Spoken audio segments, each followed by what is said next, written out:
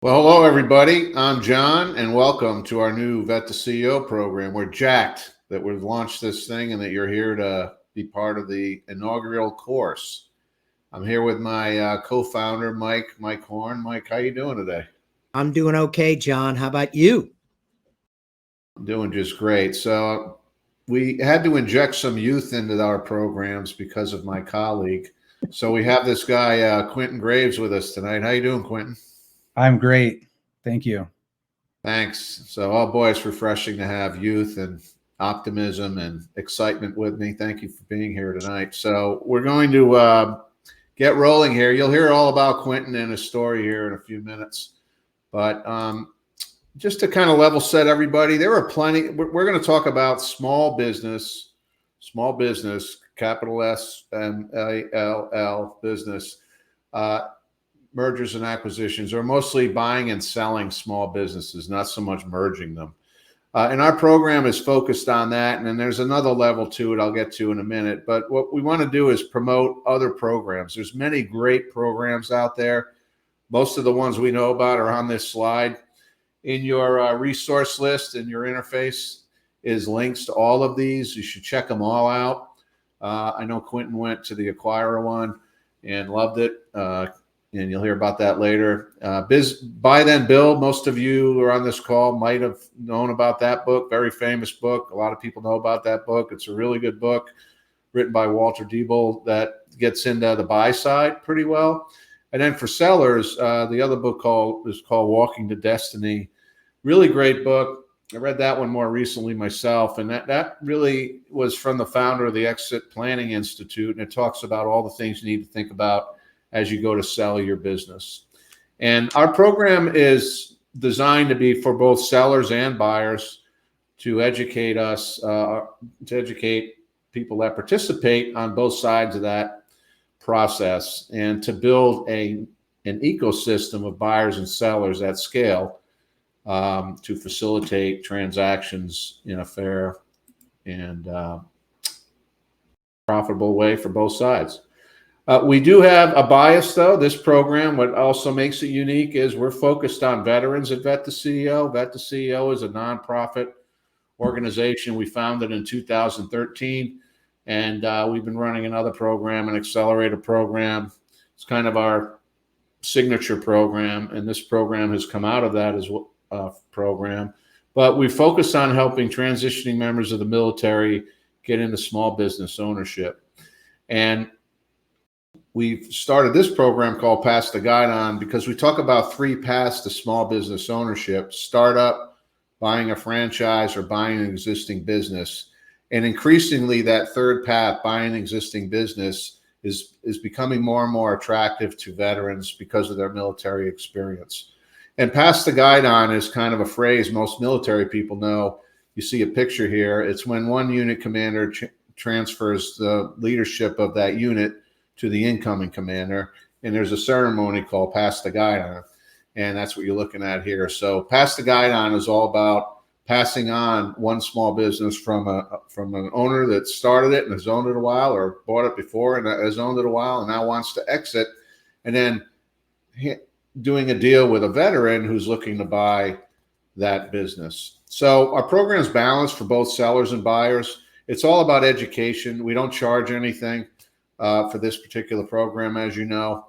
And really the key is the third point. You'll notice fairly quickly, if you haven't noticed already, we are not professional teachers. We're not academics. I think between the three faces you're looking at here, I think we've bought and sold about 10 companies between the three of us. So we like to pride ourselves on being kind of on the operator side and having learned by doing. And now what we're trying to do with guest speakers like Quentin with us, that he also falls into that category, to actually pass on some things we learned through experience. It might not necessarily be textbook, but what we like to pride ourselves in is reality-based advice based on that real-world experience. So that's what that third point's all about.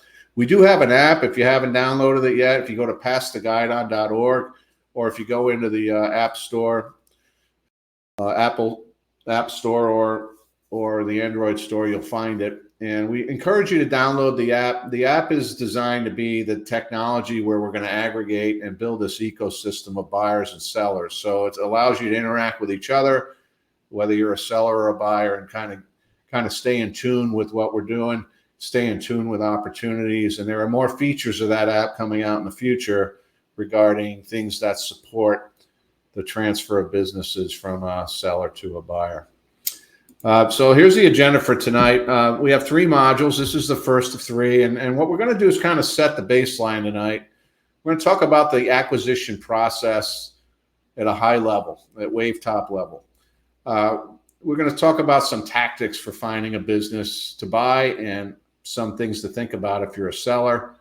We're going to discuss some common issues that buyers have and some common issues sellers have, things that concern them as they start the process. We'll cover some of the common roles that are involved in the process. One key thing to know, most people don't realize till they have to, is what the difference is between buying assets or selling assets versus buying ownership or stock or LLC units. When you're buying a business, there's a technical difference between the two, and it matters to both parties. We're going to touch on that tonight because it's important as we roll into the second module. We're going to just touch on the funding piece tonight, and also some best practices in general is really what we're all about, sharing some best practices in general. So with that as kind of a setup, Mike, have I missed anything? You have not. Wow. I'm getting better, Mike. Thank you. So thanks for being proud of me, Dad.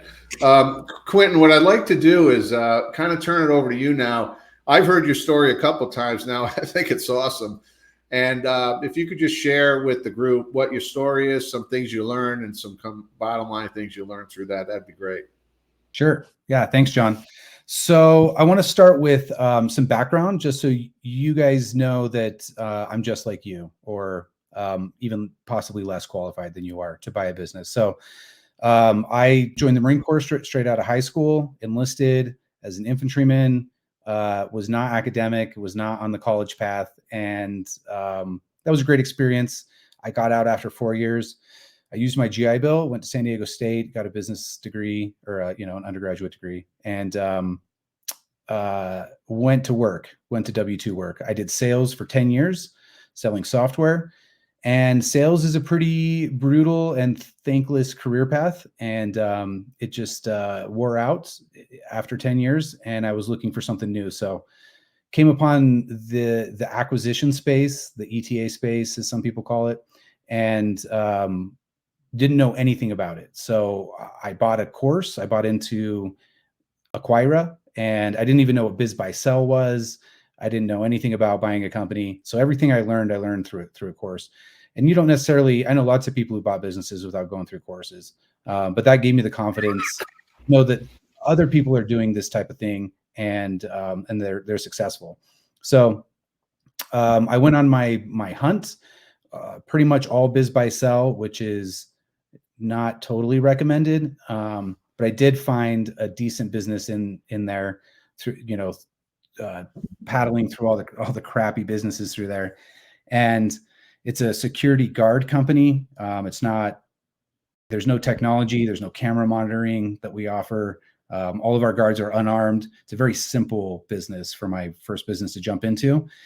And I hit it off with the seller pretty much right away. My first meeting with the seller was lunch. So I showed up prepared. I had good questions to ask. And I think that helped set me apart, as well as the seller. The seller has a high affinity for vets, and I think a lot of sellers out there do. And so when they find out that you're a veteran, it really helps set you apart, because what you're doing is you're convincing the seller that you have the leadership skills to run their business. It's a sales pitch. You're pitching yourself as the CEO of their company that they've built. And so you've got to sell them on that. And being a veteran is a huge part of that pitch, because a big part of the responsibility of taking over a business is leadership. And as Mike says, that the federal government pours money into leadership training, and that's the military. So being a veteran is a huge leg up. I know a lot of vets go forward after the military and they don't lead with their veteran status, but this is somewhere where you're going to want to lead with your veteran status. And so I think all this kind of came together to help. The seller told me there were 220 other buyers for his business. And I'm pretty sure the veteran status really helped. And so the deal was it was a $3 million acquisition. It was a 3x multiple on $1 million of EBITDA or SDE rather. And I got the seller to do 50% seller financing at a decent interest rate, 5% interest, amortized over 10 years, which is nice because often seller notes will end in 4 years with like a balloon payment or something. So that really helps my debt servicing and made the deal pretty attractive. It was an SBA loan. I used Wells Fargo, but there are tons of great banks out there to do SBA loans. I had to show up with 10% down. Investors are easy to find if you don't have the money. I had to beat investors back with a stick. It's not hard to find money if you find a business you want to buy. So I closed on the business in June. And so we're 7 months in. I brought my sales experience to the company. We grew it. It's growing at 50% annually. And I put a sales rep in place, kind of professionalized the sales process. And I even put a CEO in place, and we implemented Traction. If anybody hasn't heard of Traction, it's a book and a operating system. It's called the EOS, Entrepreneurial Operating System. It's great for systemizing a business. And so I got that in place, and I felt comfortable putting a CEO in to run it. And now I'm out of the business and shopping for the next one and playing all day, basically. So it was a huge life-changing event for me. I 10x my income overnight. Just incredible opportunity that the SBA provides for people to just jump into a small business. Absolutely life-changing. That's awesome. Quentin, a couple questions, because I know we asked you to be brief tonight, but I heard a longer version. So there's a couple of key things you mentioned previously. So you were in the Marine Corps, right? Right. What did you do in the Marines? Infantry. Oh, boy. And how long were you in? 4 years. Yeah, even a crayon-eating grunt can buy a business. Well, I was going to say that. You stole my thunder. But anyway, but in effect, you bought a $3 million business for, if I did the math right, you got a $1.5 million SBA loan, which required 20% down. Yeah, it's weird because it's 10% of what they call the deal, the entire project, what they call the project. So the whole project includes the seller note. So it's 10% of the 3 mil. But yeah, 20% of the seller note. So 300 down on the SBA loan. Yeah, and I think you got creative on how you found that, but you could also find investors for that $300K. Not that you did, but I only bring that up because that is a great deal, I think. And you bought a $3 million business for $300,000. And one of the points we make with our other program is, if you were to start up a security company from scratch without any brand recognition or clients or anything, I would argue that it would probably be at least that to actually survive and get off the ground and get to where your business is on day one when you bought it. Would you agree with that? Oh, startups are difficult. Yeah, there's 15,000 security guard companies just in Denver, and they're all 1- and 2-man shops that can't get any traction. Yeah, and I think that's important to highlight, because few of us, when we start out as entrepreneurs, kind of do the math on that. We get intimidated when we think, buying an existing business, that must be expensive. $3 million, I can't afford that. But when you look at the actual cash you need to make it happen compared to like a startup, it's about the same, if not less, in many cases on good deals like yours. And you know what else, John, is I used home equity for almost my entire down payment. So if you think about it, this deal was almost 98% leveraged, and we're still cash flowing really well. Yeah, and it's a great example of a real deal where you did it right. And how long was it from the first conversation to signing the purchase and sale agreement? That took quite a while, only because negotiations fell apart, and then we came back together. But once we came back together, it was 10 months. 10 months. And then it was 8 months after the LOI. Most deals go faster because there's a broker involved and they'll help the seller get all their stuff together for your diligence. But for me, it was, I had to kind of walk the seller through it all. Yeah, and I believe you reached out to the seller at one point and made direct contact with him, and then it was no broker involved from that point on, right? Yeah, and that's key. I like that a lot. I think another reason I won the deal is because there was no broker relationship with us. Even though the seller got a broker later, brokers charge like 10% for a deal that size. So that's $300K that the seller would have had to pay if he sold to somebody that a broker brought him. I stalked him down on Google. BizBuySell used to have this bug where if you respond to your own message, it'll reveal the first name of the person who listed the ad. And so I just Googled Doug Security Company Denver, found him, called the company, messaged him on LinkedIn, and kind of, that's the sales mentality is just hunting these people down. Yeah, great stuff. We can go on, and I'm sure you'll touch on some other aspects. But Mike, before we move on, any other questions for Quentin? No, we're good, John. All right, good stuff. There was a question in the chat, if you saw it, Quentin. Thoughts on Aquera, since you went through it. What are your thoughts on that? Yeah, it's a great program. It's priced just the same as the others. The curriculum was super thorough. There's a lot of hand holding. There's what they call a deal committee where you can bring deals when you get them and kind of pitch it, and the deal committee can help you figure out if there's red flags or what questions you need to go back and ask the seller, that kind of stuff. So there's a lot of assistance along the way. It's not just curriculum. So I like it. Good stuff. Yeah. Yeah, most of them charge something. And in my experience, if you're not willing to pay something for that kind of resource and assets, you might be in the wrong kind of lane of what you're trying to do. It counts towards your down payment too, if you find the bank to give you credit for it. Great. Good stuff. Yeah. Thanks, Quentin. I'm sure we'll touch on other aspects of your story as we go on. So what we want to just kind of make a point with this graphic is, in the world of buying and selling small businesses, there is no one size fits all kind of approach or process. My day job, we're regulated by the SEC. When I have to do what I have to do during the day, there's a law I have to follow and a procedure involving raising capital. That's what I do for my day job. But there is no such law or rule for buying and selling businesses. There simply isn't. Some states require that a licensed realtor get involved, but most states there is no such requirement. So we walk around and we hear all this stuff, read books, and get input from lots of different people about what's important and what's not important. And it can be very confusing. And the reason is there is no set of rules. We're going to talk about the process at a high level, which is typically what happens.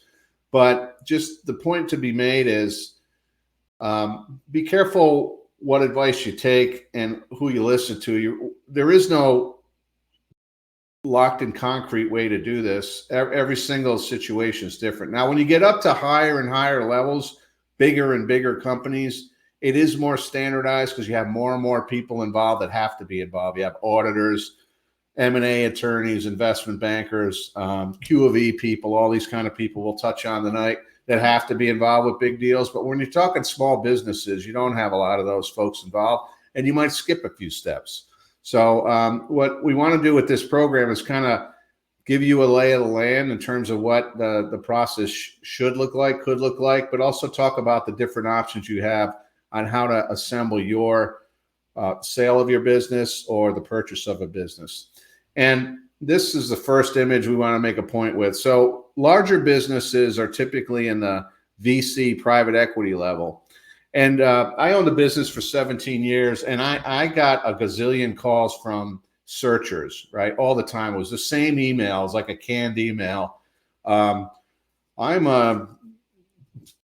Thurston Howell's grandson, and I went to Princeton, and I have a bunch of investors who are backing me, and I'm looking for a company to buy. And it has to look like this. It has to be $5 million in recurring revenue by Fortune 100 companies, throwing off $1 million a year in EBITDA. If that's you, please respond to my note. And the problem with that profile is you're competing with VC and private equity. If somebody's doing that, especially in the SaaS software world that I came from, it's really difficult to kind of get into that game and a deal structure that's going to work for you as an entrepreneur who's trying to buy a company instead of start one. And I just want to make that point because we have to know where we are and what lane we're in. So at some point, depending on who you are and what your resources are, there are some companies that's way out of reach that you should kind of draw a line and not pursue. And then there's a whole bunch of operating companies that have no intention of selling. If you're the owner of one of these companies, you're not even thinking about selling. You know, things are going good. You're paying the bills. You got a nice running business. You have no interest in selling. That's the bottom of this pyramid. But there's a whole bunch in the middle, and that's what this program's focused on. And these are operating companies where the owner is not running out of the building wanting to sell for negative reasons but every small business is for sale. I think when you ask any small business owner, they will agree with that with a smirk on their face. When you own a business, you're always willing to entertain someone, in most cases, who's got an interest in buying your business. And the book I mentioned earlier from the Exit Planning Institute talks about 5 Ds, which are listed there: death, disability, divorce, distress, and disagreement. These 5 Ds occur in many, many businesses. Now, we don't wish that on people. And when you're an owner of a company and one of these things happen, your environment changes overnight. And you've got this business you've invested blood, sweat, and tears in that you have to keep maintaining. But when these things occur, it becomes more difficult to maintain. And oftentimes you're willing to listen to someone who's willing to buy it. And as the buyer, we're certainly not taking advantage of these people. In fact, I would argue we're actually doing them a favor because we're coming into their world when they really have something change dramatically and they need to do something with their business. And so oftentimes, and that happens a lot, folks. It happens a lot. And then it's that time where we can usually get a good deal done, whether we're a seller or a buyer in those circumstances. And Mike, I think you bought your business as a result of one of these. Would you quickly just tell a story about your business that you bought? Yeah, I bought my business as a result of divorce. Your divorce or the owner's? No, somebody else's. The owner divorced, and part of the settlement was the wife was awarded the business. And the wife was really not interested in the business. She was only interested in the revenue that came in. And we do a lot of cash business. And so there was cash coming into the company, and she liked to come in and take the cash. And so when I came in there and made an offer to her, it was hard for her to say no because she really did not want to run the business. But my favorite part of the story is I arranged seller financing, and she actually financed the deal. I didn't have to put any of my own money into the purchase of the business. So the 5 Ds are real, and they don't necessarily have to be a bad thing associated with them. A lot of business owners want to move on to something else also.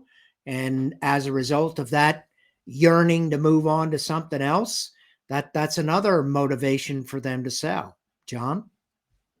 Yeah, thanks, Mike. And I love your story. You're one of my heroes for pulling that off without any of your own money. But we're going to touch more on this next week. But one of the things that you see in a lot of programs and books written, we get caught up in the academic aspects of buying and selling businesses. We get all wrapped up with the issue of valuation, for example, and SDE and all these formulas for figuring all this stuff out to analyze a business. While that's important, and we're not saying it isn't, in the real world, the issues going on behind the scenes, which you will never be fully knowledgeable of, both on the buy side and the sell side. There's reasons you're looking for a business, and there's reasons someone's selling a business. You're going to have overt and covert reasons. The seller's not going to know some of your plans, what you're going to do with the business after you buy it.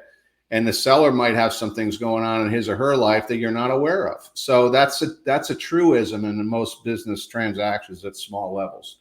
And then on the left side of this triangle, we're going to get into this more next module, is complexity of ownership. So when you have a mom and pop shop that opened up and maybe doing $500,000 in revenue that you're looking at, very small business transaction, there's probably not a very complicated ownership structure. And I don't mean just the equity owners. I mean, there's probably no bank involved of any substantial degree, right? But when you start getting up into larger businesses, 1 million to say 5 million in revenue, you might have investors. You might have 2 or 3 people that own the business.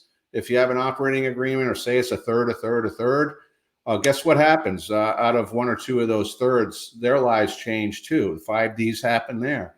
And you might have investors. You might have a pretty hefty bank loan, and the bank has something to say about a business at some point too, especially if things aren't going well. So it gets more complex as you go up. And why is that important?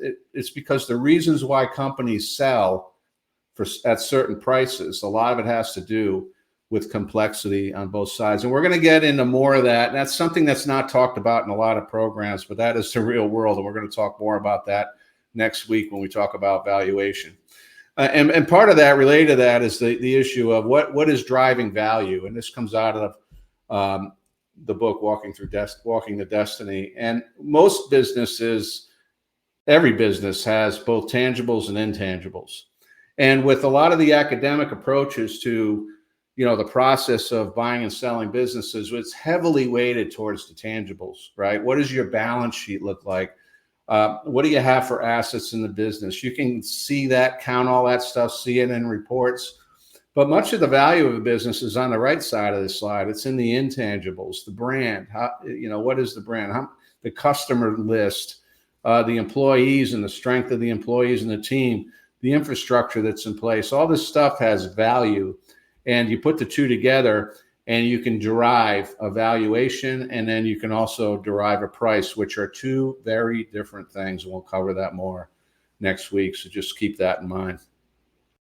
As one other caveat here, as if you have military experience, typically on the buy side in our program, trust that you have some strong suits on the right side of this equation already, right? That's part of the experience that you're bringing to the table. Trust in that experience. You may not know jack about business, how to read financial statements, or anything, but you can learn that. The real strength that you bring to the table is your experience on the right side of this slide. Mike, if I missed anything there. Well, I don't think you missed anything, John, but I'd add that in my particular case, that the intangibles were a very significant portion of it. The tangibles, because it's a manufacturing company, it's got big honking pieces of equipment to make stuff with. It had a fleet of vehicles. It had done $30 million in revenue before I bought the company. But on the intangible side, there was a great customer list. The company had thousands of vehicles on the road all over the world that were sold since the 70s. They had a team of folks in place that knew how to do what it is that we do. We had great customer relationships. We had a solid brand. And so my goal was to change the direction of the company. That's what I wanted to do. The previous owners only wanted to do one thing. Well, I didn't want to do that. I wanted to expand the business and make other things. And so that's where I really saw the value of the company in the new product lines that we were capable of building. Thank you, John. Hey, Thanks, John, can I Mike. add something here? Sure. Go ahead, Quentin. And this might just be academic, but often the banks see these transactions, not so much as you buying a bunch of assets, like a bunch of trucks or like manufacturing equipment. They consider it lending on cash flows. So it's really all about that free cash flow, the SDE or EBITDA, or however you want to calculate it in your deal. And like for my deal, for example, it was 95% goodwill on the asset purchase agreement. And the other thing too is we're talking value drivers on the seller side. If you think about it, things that'll get you more higher multiple or a better sales price are things like how systemized is your business, like how owner absentee is it, how much growth are you seeing year to year, things like that. Yeah, thanks, Quentin. You're spot on. There's quite a bit of variables involved, right? When you're coming up with the value in a business. Good stuff. Let's talk about the process at two levels, a high level and a more detailed level. We've boiled it down into 4 steps. Generally speaking, you have the flirting stage, which is, you're both interested, and then you issue a letter of intent, which is typically non-binding. It's just a preliminary agreement on a preliminary price with a non-binding in nature, and a commitment to work together on the second stage, which is due diligence. So the seller is willing to not work with anybody else for a period of time, usually a set period of time. Usually that's not enough time and you have to extend that, but willing to work only with you so you don't waste your time. Conversely, you're not going to, as the buyer, you're not going to go look at anything else, especially in their industry during that period of time. And you go through something called due diligence, which I'll break down for you in a second. And really what we're doing is looking under the hood here, providing the seller with a list of stuff we want to see as a buyer, and the seller responding to that list and providing that information. And we go through that. And that typically is the heaviest lift of the process. The third step is the closing. That's when we form, usually with an attorney involved at this point. We're drafting a purchase and sale agreement. This is very carefully worded on both sides. As a seller, you want to make sure that it's accurate and that you're revealing everything about the business. The lawyers are going to make you do that anyway and attest to those things as being factual. You're also going to wall off, if you're the seller, future liability once you sell it and all that to the degree you want to in the purchase and sale agreement. Conversely, for the buyer, you're doing the same thing. You're looking for certain attestations from the seller about, some assumptions you're making about it, and you want in writing some things that are important to you about revealing aspects of the business in there, so on and so on. This is a more formal document. This is also where you agree on the final price. Oftentimes the initial price agreed to in the letter of intent changes. Oftentimes it stays the same, but a lot of times you find things in due diligence where if you're the buyer, you're not willing to pay that initial price, and then you use information you find in due diligence to justify offering a lower price. Whatever price you agree to ends up being in the purchase and sale agreement. And then finally, once that's signed, just like buying a house, you have a closing.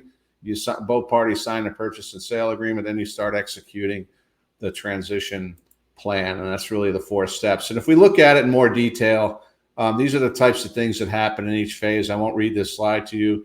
But the big thing about the first step is that LOI, agreeing on a preliminary price, and then creating a to-do list of stuff you want to see in a due diligence list. And then the due diligence typically involve these types of things. If it's a larger company, you might want to get investors involved. It's common now, and the SBA allows it. You can actually get investors to come up with your 10 or 20% down you need for the SBA loan. And you might have friends and family, or you might want to get investors involved to do that. And then it doesn't cost you any out-of-pocket money.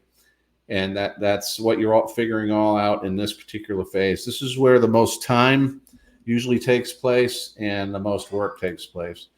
And then the final agreement usually includes these things. I mentioned the word attestations. That's kind of a legal term to say you're raising your right hand and swearing that all this stuff is true if you're the seller. And, that mostly on the sales side, so that if something's not true later, there's a legal document that somebody can go back to. But that's an important step, because some of those things that are put in purchase and sales agreements need to be negotiated and worded very carefully. Not that anybody's screwing anybody, but sometimes when you get lawyers involved, they want to be extreme on both sides. So that has to be ironed out.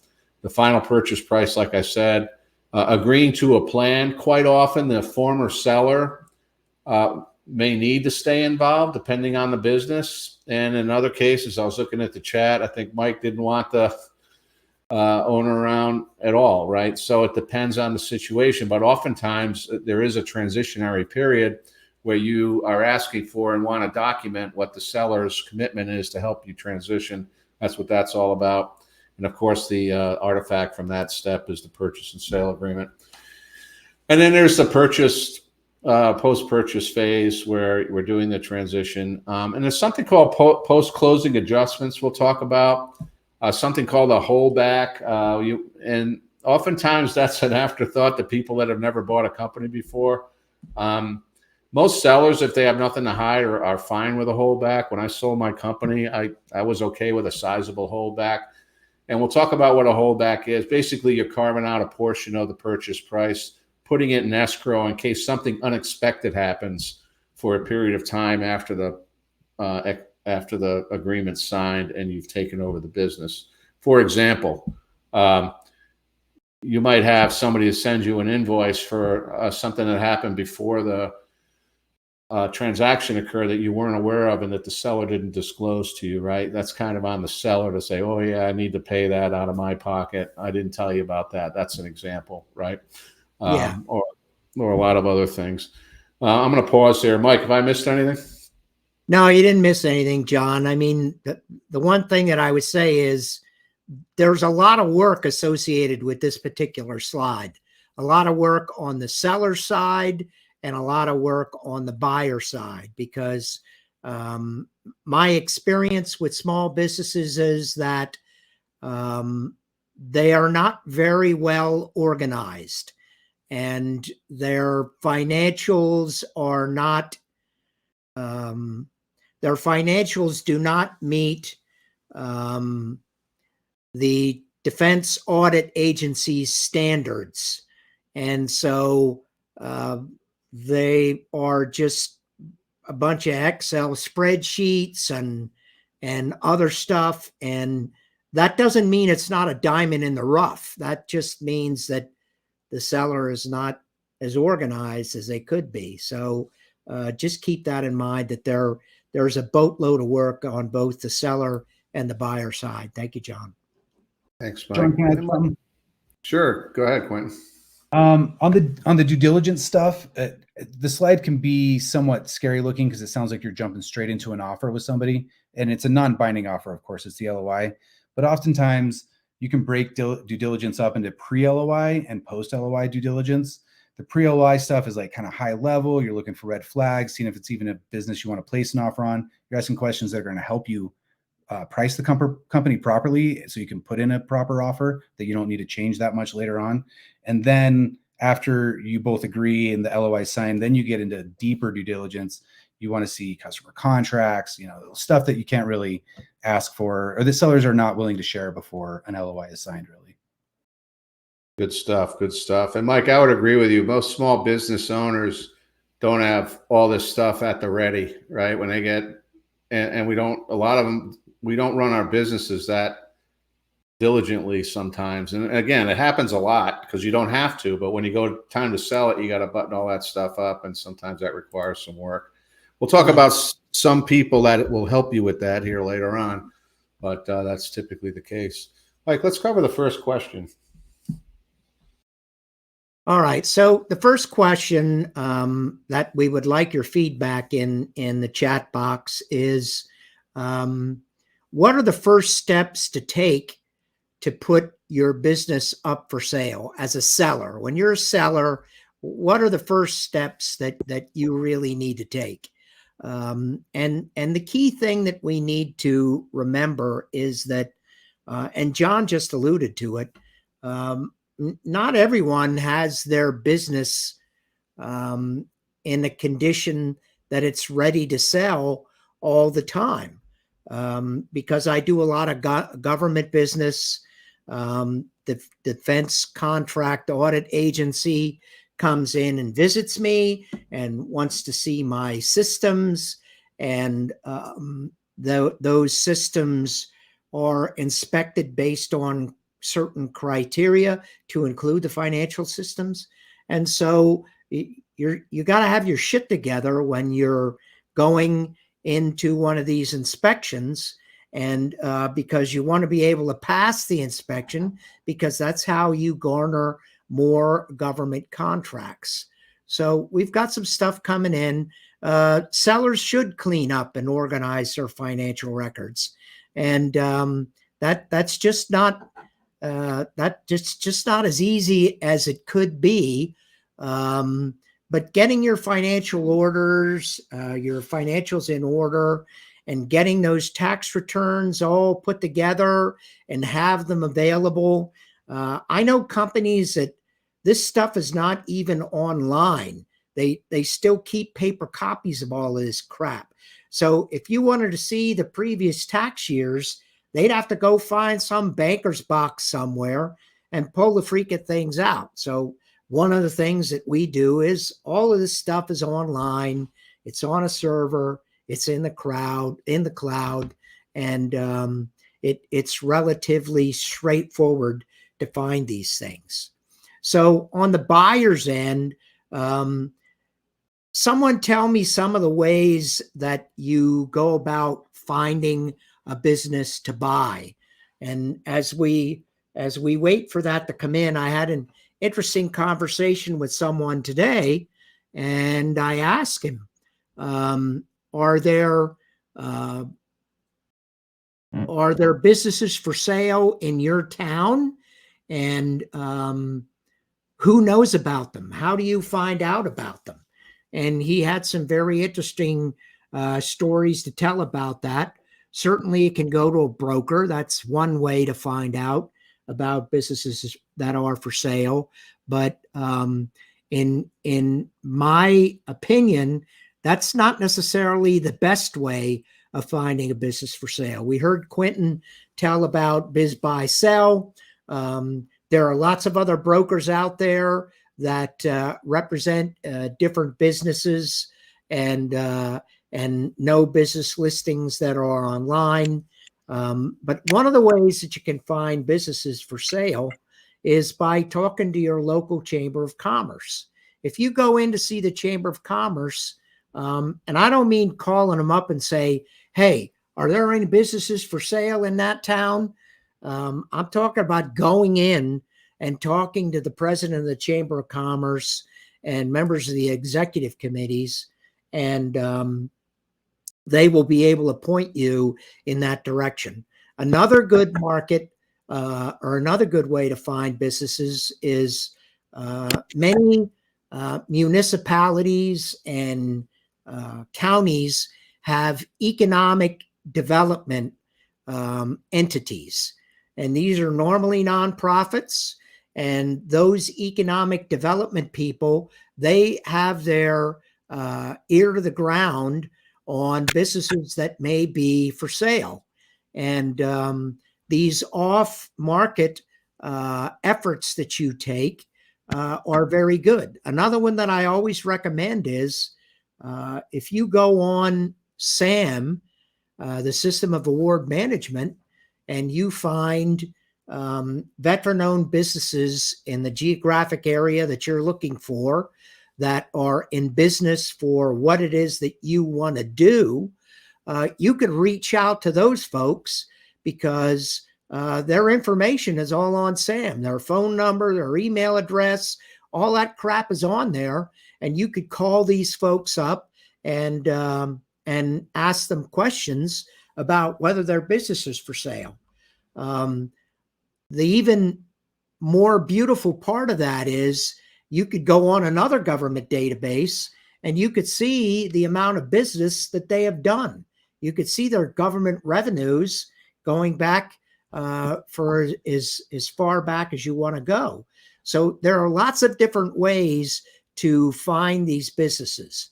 Estate planners, you're right, John, CPAs, local CPAs or local tax firms. They have leads on all this stuff. And just walking down Main Street and talking to businesses and going in and talking to people is cold calling is a great way to do it. John? Yeah, all good stuff. There is no one common way, and I would agree with you. Once something's on Biz Buy Sell or one of those sites, and or brokers involved, and I love brokers, by the way. Quite often, that's almost too late for a great deal, because you're not talking directly with the owner anymore, like Quentin did, and like you did, Mike. And a lot of times you can't get creative with the financing. But anyway, that's just an example of what I said earlier. There is no fixed process for this. There's an accepted process that involves brokers and all kinds of people, but you don't necessarily have to. There is no process you have to follow. So there are ways to be innovative about how you go about this. So if you're a seller, some of the things you want to do as a first step is try to understand who's out there in terms of the ecosystem to help you with the sales process. So most of us have heard of business brokers, and they do serve a role. They're very transactional, in my opinion. They're very much like a realtor for your house, right? They're representing you and the thing you're selling, and they understand the process, and some things they're going to think about some things you probably haven't thought about as a seller, and they provide value, but they're very transactional. Then you have exit planners, which are usually different people. And the difference there is they're much longer term. They typically get involved a year or more out from when you as a seller are thinking about targeting when you want to exit your business. And they work with us as business owners to kind of clean up things that we talked about to get ready to be squeaky clean when it comes time to sell. And that's what exit planners do. And they help you kind of steer the business. They're like when you bring a captain onto a cruise ship, when you got to pull it into some port, they put some local captain on there to help you not crash into the port. That's kind of what exit planners are. They usually can help you, have a good landing with the business. Investment bankers add value too. They typically are more heavily weighted on the money part of the transaction, but because they see a lot of different businesses and look at a lot of financial statements all the time, that they assist as well. CPA firms, obviously, they can help. Law firms. Sometimes you need a realtor involved, particularly if you have commercial real estate involved with a deal. You might want to use a commercial realtor as well. And there's general business consultants out there and a plethora of other people out there. What I would tell you is, having sold my business, I told my lawyer, we had a good relationship, but I was halfway through selling my business to a private equity firm, and it took months and months and months. And I said, I feel like a cow that's fallen into a piranha pond. I'm selling this business I've owned for 17 years, and all these people coming out of the woodwork telling me I need to do all this stuff and sending me invoices for gazillions of dollars. I better sell this company. And that happens a lot when you're the seller, because you're going down this street and you have no idea what's going to happen. Despite the fact I owned my business for 17 years and I had bought a bunch of businesses, I was never on the sell side. And the view from that end is different, trust me. For the buyers, it's different, right? The first steps are you got to find the business that you want to buy. So we've talked about these sites. I'd never heard of Beacon personally. I tripped on them recently. PitchBook is a database used mostly in the investment community, VCs and private equity. I've used it on and off over the years for what I do. Crunchbase is a cheaper version of it, in my opinion. But when you get into PitchBook, you can literally find the owner and the email address and contact information for almost any business that's out there. I don't know how they do it, but it's kind of pricey. But if you know an organization that subscribes to PitchBook, they might be able to help you out in targeting specific businesses and then finding out who the owners are. And then you can do what Quentin did, target the owner first, way before they end up with a broker or on one of these sites. Mike mentioned sam.gov. If you're into government contracting, that's another resource. A lot of times when you peel back the onion far enough, you can find out who the owner is of certain businesses on sam.gov as well. And then the rest of it, just social networks and LinkedIn, stuff like that, self-explanatory. My favorite one, though, is walk in and ask. I have challenged veterans in our signature program to target 10 companies, make a list of 10 companies that they might want to own, that they're aware of, and make a list and walk in there and ask for the owner and ask, say, hey, I'm moving into the area. I'm looking to get into your kind of business, and I'm looking to buy a business. Have you thought about selling your business? And I would tell you, 5 out of 10 times, I can almost guarantee you, the owner will say, welcome. What do you have in mind? They'll at least go that far and kind of tip their hat a little bit because, as I said earlier, I think in general, every small business is for sale all the time for the right price. So anyway, those are kind of first steps for the buy side and the sell side. And as you can see, it's very different. And that's where the different, we're using the same process as a buyer and a seller generally that I covered, but we're coming at it from two different directions, spending our time on different things as listed here. Mike, anything to add there? You're on mute, Mike. Sorry, I just wanted to ask Quentin a question. Yep. Your seller, Quentin, when you initially went to talk to that guy, was he engaged with any of the folks in that column on the seller side?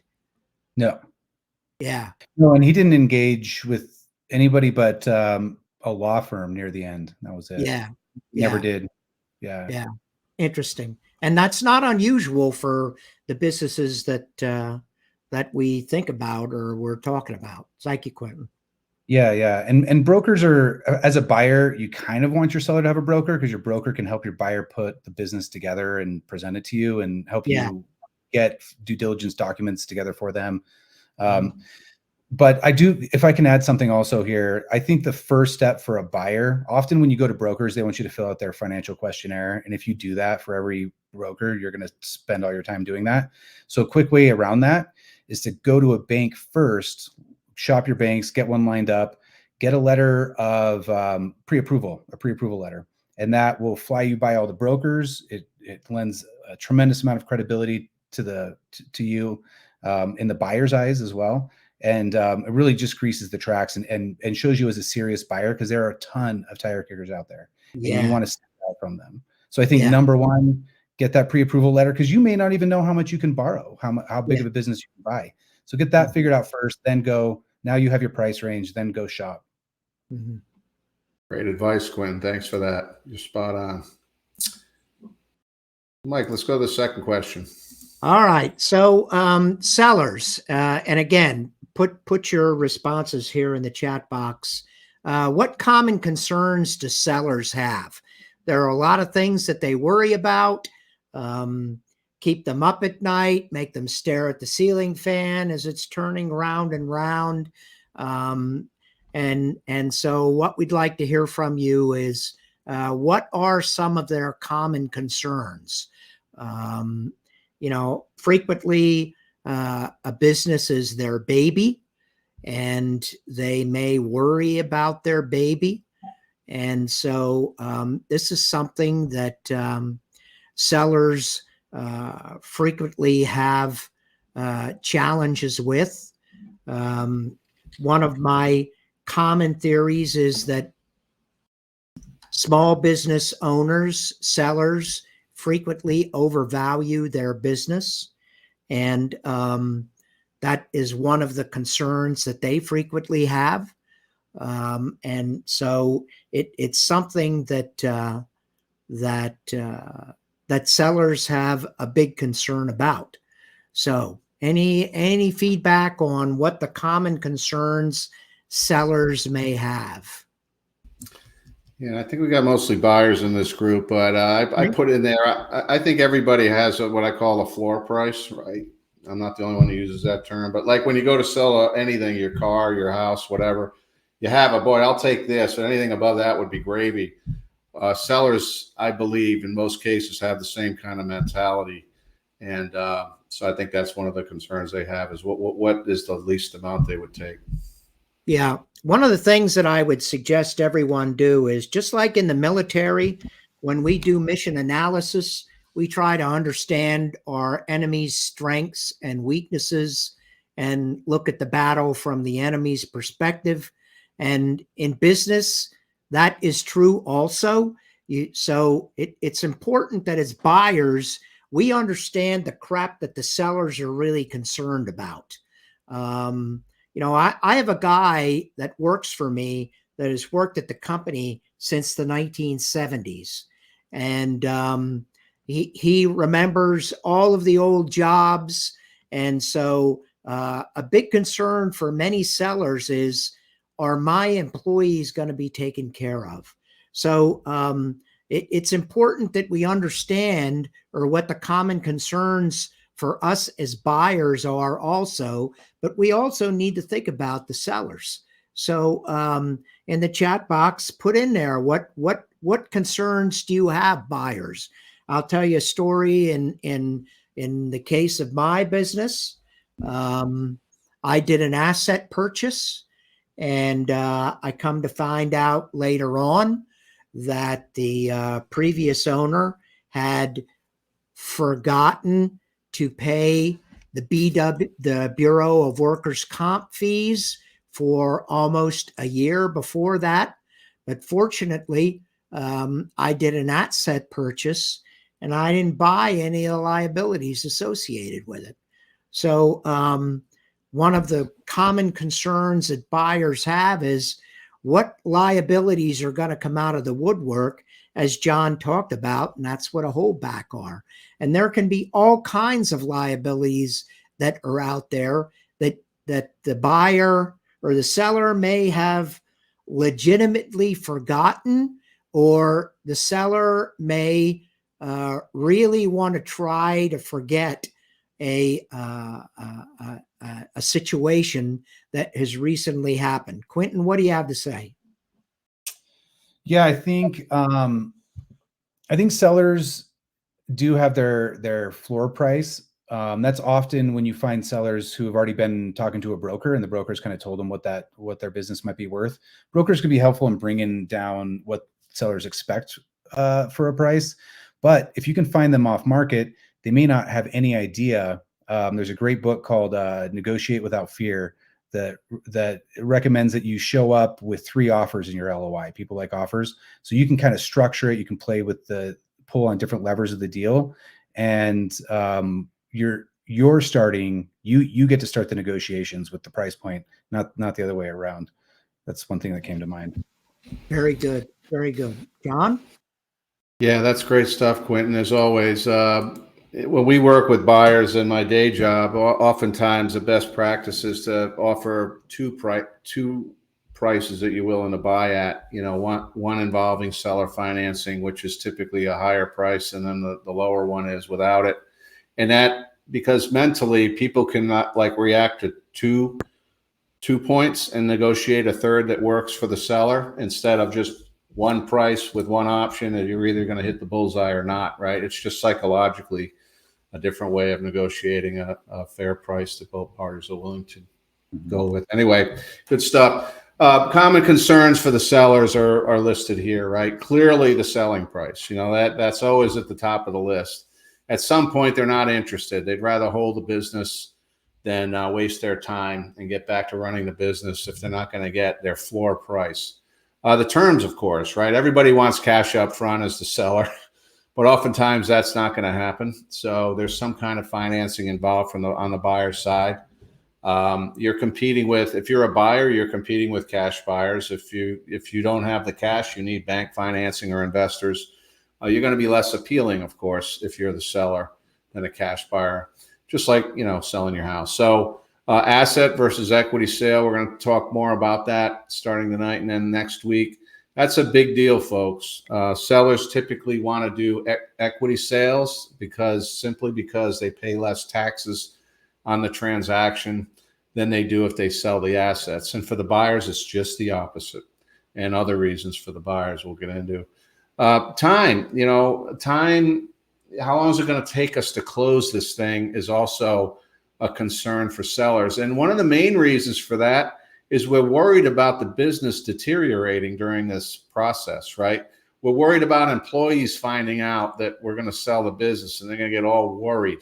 They'll be staring at the ceiling fan all night, right, Mike? Yeah. Customers may start to get a little fidgety if they hear that the business might be for sale. So, there's a shelf life to a deal when it comes to impacting the business. And that is a huge concern for the sellers, that if you're a buyer, you need to be aware of that, right? The background of the acquirer. This is where being a veteran really pays off, that I think it did in Quentin's case, right? especially if they're going to do seller financing. You need to be the kind of person that they can trust, they're going to get along with, and that your background goes a long way there. What happens to the employees post-sale? What happens to the brand? What kind of role am I going to have as a seller after the transition takes place? All those things are common concerns for sellers. And for buyers, instead of the selling price, a floor selling price, buyers typically have a max purchase price, right? And the challenge is neither side knows what that is. And then the question is, what's the gap between the maximum buyer is willing to pay and the floor price of the seller? And we're going to talk about techniques to figure that out next week. But that's always a concern of the buyer, right? They don't know anything about the business really, other than what they're learning through due diligence. So they're making a lot of assumptions. So they usually have a maximum price we're going to pay for a business. We typically, time is on our side as the buyer. We're not in any hurry. We want to actually take our time and make sure that we're conducting due diligence, and we're not as under the time pressure as seller is per se, because of what I said about the impact on the operation of the business. Really, the key is, what am I going to do with the business after I buy it is the big question for the buyer.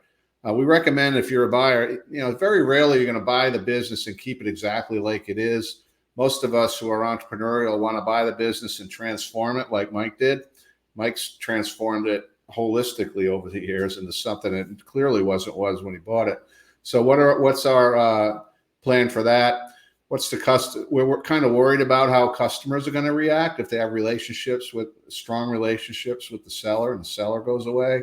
What are those hidden skeletons in the closet we might have to deal with? How accurate are the records?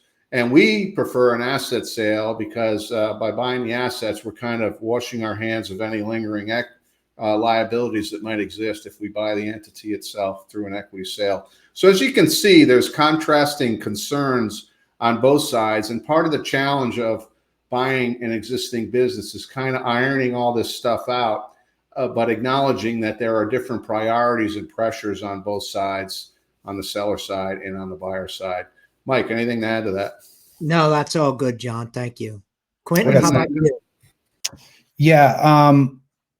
I think,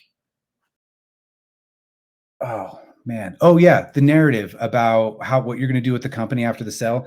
I think it's super important to, no matter what your plans are, tell the seller you plan on running and operating the business yourself. You're not going to buy it, stick a GM in there and disappear, because they don't know who the GM is right now. There's a whole bunch of unknown risk. So no matter what you plan on doing with the business, the seller needs to believe that you're going to get in and operate it. Exactly. Yeah. And that's a good example of a lot of posturing going on both sides, right? You never really know what the 100% truth is on both sides. So, that is part of the pressure and stress of conducting a transaction. But just accept that it's there and that you got to navigate your way through it as best you can, without burning a bridge and crushing a deal. So good stuff. Really talking about an asset sale or a stock sale, again, this is the difference between the two. There's more behind this at the link on this slide. If you download a copy of the slide, you can get to that link. It talks about the difference between the two in a little bit more detail. But what you're buying with an asset purchase, you're agreeing to a price, but legally it's the sale of the assets of the business. And the assets of the business have a balance sheet value. There's a value of inventory and stuff like that on the balance sheet. Usually we're agreeing to a price that's well above the value of the assets. And the difference between the price and the value of the assets is called goodwill. So you'll actually amortize goodwill over time on the books after a sale like that. But from a legal perspective, the big deal about that is, again, if you're the buyer, you're kind of drawing a line on the day you sell it to any liability that might be in the shadows with that business, because you're not really buying the business per se, you're buying the assets of the business. A stock sale, on the other hand, or buying an LLC members or units or whatever. If it's an LLC, if it's a C Corp, you're buying the stock. Literally, you're buying the stock at some price per share. You're buying the company, and the company continues as a going legal concern and drags along with it any lingering liabilities. Again, the competing pressure here is buyers clearly want usually asset purchases, they're paying the same price, whether they do a stock or an asset purchase. Doesn't really matter to the buyer, but for the buyer, they wash their hands of the liability. The seller, on the other hand, is a substantial difference in the tax treatment of a stock sale versus an asset sale, particularly if they own the business for more than 5 years. And I don't want to have a tax class tonight, but just know that going in, there is a difference there and what's driving that difference. Mike, anything to add there? No, it's good. Quentin, how about you? Nope. All right. Next question. Mike? Who is involved in the process? We saw all of the different people that are potential candidates. You heard Quentin's story. I had a similar situation. I mean, there was really nobody involved on the seller side. I went and found a lawyer and went and found a banker and all of that. So, you know, who is involved in the process? Who do you guys in the chat box think is involved in this process? It's important that we understand who's involved in the process, because we're going to have to interact with these people. And as John mentioned earlier, you may, as a seller, have to be paying these people, and it can become quite costly, as John mentioned. But there are all kinds of people that are involved in the process that are very important. And, you know, a lot of us don't have a lot of experience purchasing companies. And so we need to rely on professionals like lawyers and CPAs and bankers and people that can help us value the business.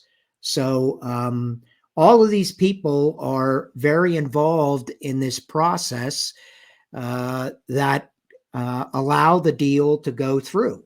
Quentin, what do you have to add? Yeah, I think a lot of searchers see the price tags for these professionals and want to avoid it or find ways to avoid certain services or get light services instead. What you can do though is you should ask your lender if you can apply these costs to your down payment requirements, because oftentimes they'll let you. It's totally okay with the SBA. So if you're going to pay, you know, if it's $30K for a quality of earnings, you should probably do it. I mean, this is my opinion. A lot of people fall different sides of this. It's sort of a debate going on out there. But I think if you're putting your life savings into this, and if bankruptcy would, you know, if this would wipe you out if the business fails, then it might be worth the investment, especially if it counts towards your down payment, because the cash you're saving by not buying a QOE, you're just gonna have to put in the down payment anyway. You might as well spend it on some services that'll help protect you from making a bad purchase. Very good point. Yeah, that's great real world advice right there. I mean, you're going to have to put it down anyway. And if the bank agrees, that's brilliant, Quentin. Thanks for sharing that. And absolutely right. And you know, Q of E I put in the chat because I think it is a controversial topic. And I think it depends what kind of business you're buying. And if you think about any business, if they're doing things legally, you got at least three things that every business has. One thing you have are bank statements, cash going in and out, and under due diligence, you can ask for those, right? So you get the bank statements. The second thing that almost every business has to have is an accounting system. So let's just say you have QuickBooks Online. And then the third reference point are tax returns. So at some point, those three things should jive. There shouldn't be a huge gap between those three things, unless your last name's Italian like mine, you live in New England like I did. But anyway, going through due diligence, you know, there's some level of, you can look at those three things and say, yeah, this is pretty clean. The bank statements at the end of the month, cash matches the balance sheet on the financials. And then when you look at the annuals, they match the tax return. That's exactly like Mike Horn operates his business, right, Mike? That's it. But if that's all in check, typically it's a clean business. And in my opinion, and this is just my opinion, and I get debates in this all the time, Do you need to pay, $30,000 if you're buying a $500,000 business for an accounting firm to come in here and check the same thing and tell you it's good to go? I don't know. My opinion would be no. A lot of people say, heck yes, you have to do that. And that's an example of there's no wrong way to do this. I've actually had Q of E people, firms tell me, even if your books are audited, even if the books have been audited for years because there were investors involved and audits were required, you should do a Q of E. Well, now you're saying that the auditing firm didn't know what they were doing and were lying. So, there's a big debate about whether or not you use some of these tools. And that's the point of this program. We're not saying one's right or wrong. Just know that there's no set way. And you might involve certain people in the process and not others. Quentin, any comment on that? Yeah, I want to just add a clarifying point on my comment. A lot of the fear also stems from what's called broken deal costs. Like, say you go pay for a Q of E and then the deal falls apart, and you have to eat that cost. Some lenders will let you count all of your broken deal costs. It takes, sometimes you go to LOI and deals fall apart, like on average 5 times before you actually get to close on a deal. And so you can keep track of all those broken deal costs from previous deals and roll them in to your down payment requirements. Sometimes just, check with your lender on that. Yeah. The comment that I would make on that is it's important to have an understanding with your lender up front and agree that you're going to be able to do that, because sometimes the lender won't let you do that. But if you have an agreement in advance that they're allowing you to do it, then you got yourself covered. So it's important that you talk to your lender and communicate with your banker. John? Yeah, and although a lot of the stuff we're talking about, sounds like stressful and could be viewed as somewhat pessimistic, in a sick way, I think most people that do it, they're actually challenged by it, and it's actually fun to lead a process and negotiate all these things with all the players to get to the finish line. In some sick way, I think that's kind of fun. And as a leader, you're kind of doing that as a leader to get all these different stakeholders involved in the process who all have a different iron in the fire for different reasons. You got to get them all to the finish line. And I think that's the fun part. Yeah. Yep. So, kind of paint that picture for you in terms of who's involved. Usually there's an exit planner, like I said, and these, if you're a seller, in my opinion, if you've got a bit of a house to clean up and you're not 100% sure you can present your best foot forward when you go to sell that baby that you've been working on for years, and you want a good price for it, an exit planner is a great idea. These people are certified. They come in as a third party. They act as a coach and give you some great advice on the optics of the business or what it should look like when you go to sell it. And then you work over time to get there. And that could involve things like, hey, your customer concentration sucks. You have 2 customers that represent 80% of your business. That's a bad thing. That's what an exit planner will tell you. So you'd work over the next year on trying to get more customers and bringing that customer concentration problem back down to something acceptable, things like that. You might have to clean up your accounting records. It might be paper-based or whatever, and you want that to be squeaky clean, and you want all those 3 reference points I talked about to match. That might take some time. You might have to redo your taxes over the last that you file the last couple of years. So that's what an exit planner does. Usually well in advance of the sale. In my opinion, they're well worth their time and money because you're going to command a much higher price for your business. Mike or Quentin, do you have any experience with exit planners? I guess not you, Quentin, but any experience? Yeah, they're like, I've met with some sell side advisors, I guess, that help you maximize the value before you sell, that kind of thing. They sound like they know what they're doing, but I don't have direct experience. Yeah. One of the questions in the chat box, John, is what's the cert for an exit planner? I know there is a certified exit planner. I don't know who certifies them. Do you, John?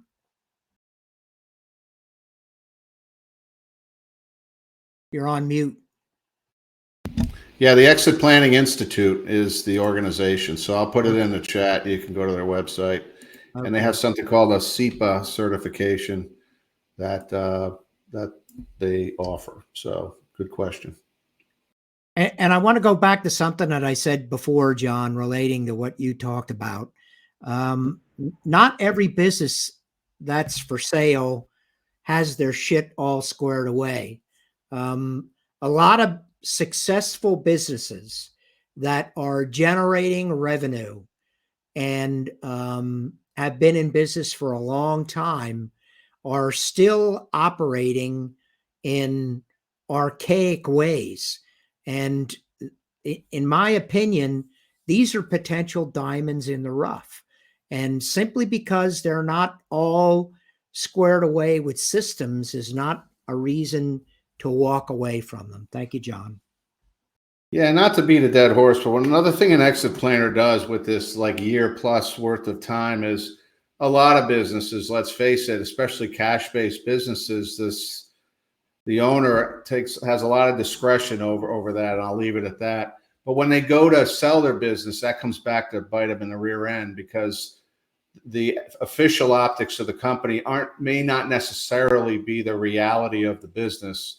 And that's something that's hard to fix. And that's one of those things that if that's kind of happening in your business and you go to sell it, you need to clean that up for all the right reasons. But realistically, that happens a lot. So more about that later.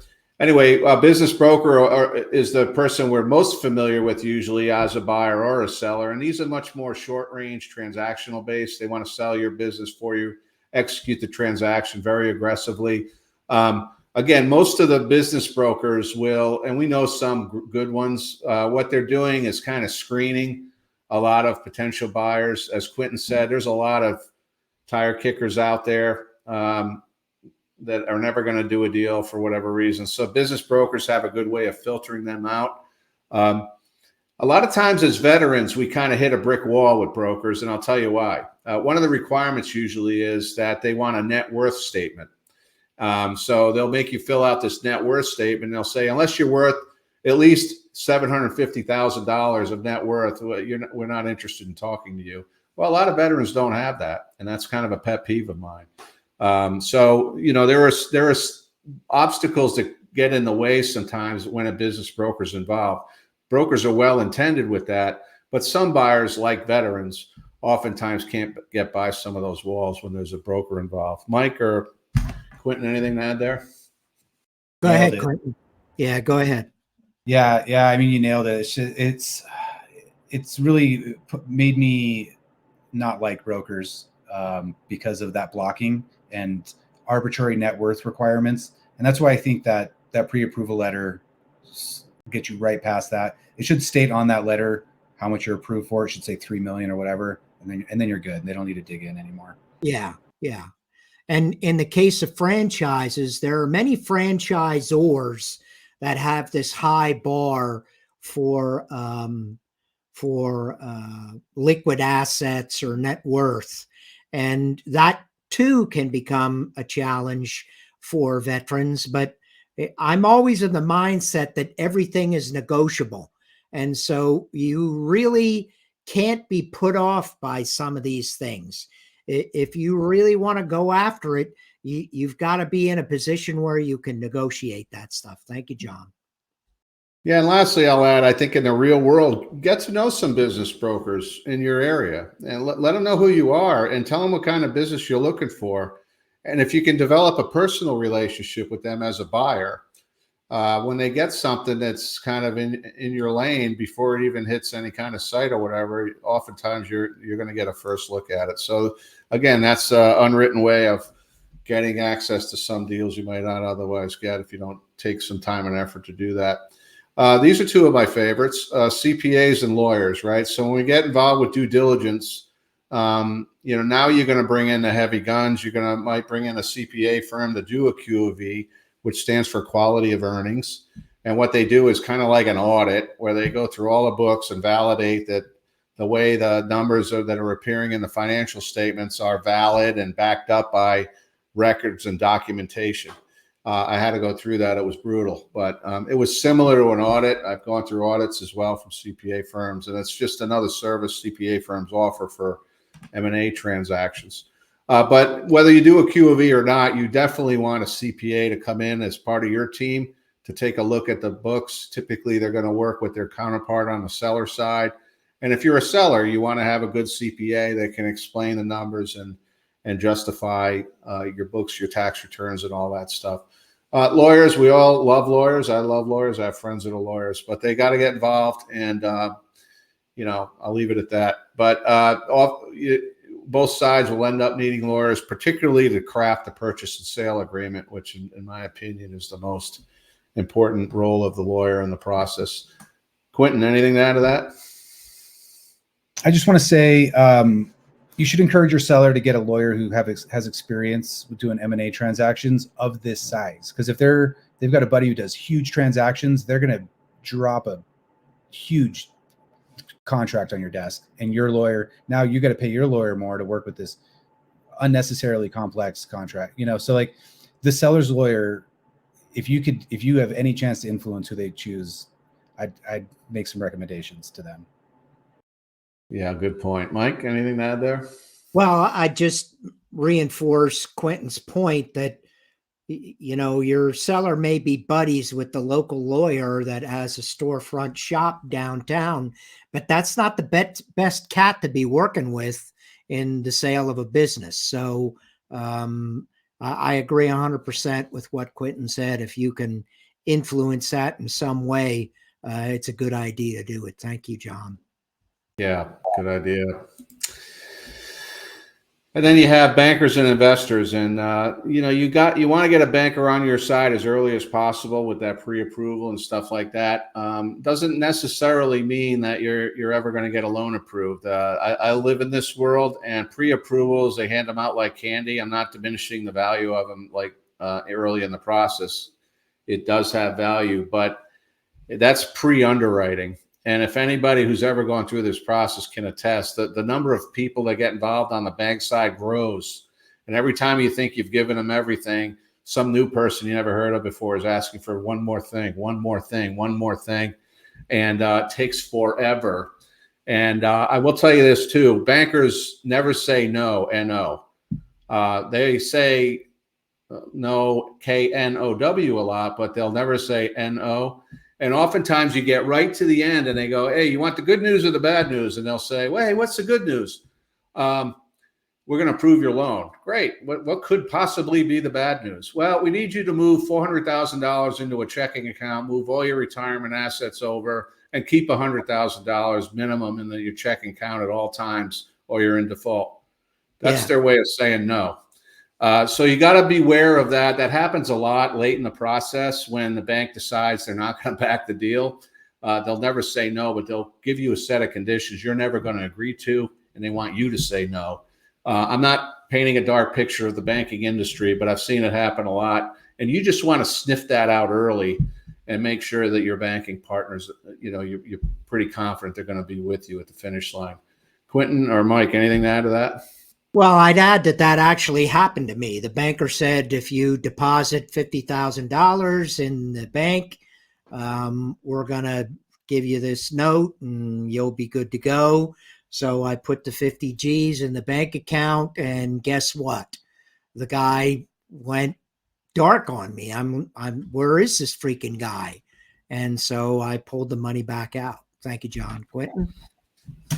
Yeah, I think it's important to point out that there are two types of banks out there. Some are SBA preferred lenders, which means they can do the underwriting themselves. It speeds up your deal by 2 weeks to a month. And if you choose a bank that's not SBA preferred, it'll slow down your deal. Just a tip, I guess. Good point. Yeah, good stuff. So it's a fluid environment. There's different requirements all the time. Daniel's putting one in there for post 9/11 issues. Just know that the sands are moving all the time. It also depends on how hungry or not banks are to make us small business loans. I mean, depending on what the economy's doing and what's going on with prime rates and bank lending rates and all that, banks either are hungry or not to do deals, and it changes. And it might be in the middle of your process where it changes. Investors are involved at this point too. Again, that's kind of what I do for a day job. So more and more often, you're not going to have the required cash at closing amounts. So you have to go out and find investors. You have to do that legally, folks. There's a set of laws around that one that I won't bore you with. The SBA just recently improved the SBA lending rules to allow investors to come in for the equity portion of an SBA loan, which is really, really cool. And, if part of your strategy could be to get others that believe in you and the company to give you some cash to make that cash requirement you got to bring to the table to make a deal work. Oftentimes, we're assuming a bank loan is going to be part of the deal. A lot of times, you don't get approved for a bank loan. You're not bankable. So then what do? Well, now you got to go to investors for the whole thing, which happens a lot. It's doable, but it's a whole different strategy if an SBA loan can't be factored into the deal. So there you have it. There's we forgot one more, and it's the most important one in my view.